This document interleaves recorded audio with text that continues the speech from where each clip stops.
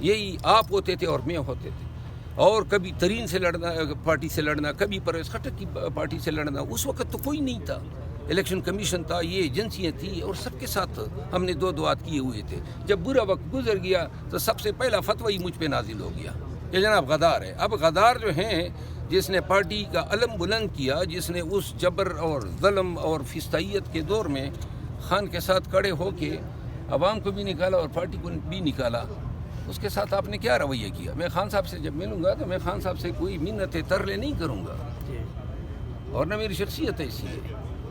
میں نے بارہا کہا ہے خان کے ساتھ ہوں، خان کے مشن کا سپاہی ہوں، لیکن خان کو میں گلے کروں گا کہ میرے ساتھ کیوں ایسا ہو رہا ہے، اور خان روک سکتا ہے، خان کو روکنا چاہیے. 1 سال سے میرے ساتھ یہ ہو رہا ہے، اور اگر خان جس دن آنکھ نکال کے کہے گا کہ سٹاپ دس ٹرولنگ آف مروت، اس کو بند کریں، پھر یہ چیز رکے گی. بہت شکریہ. Thank you so much.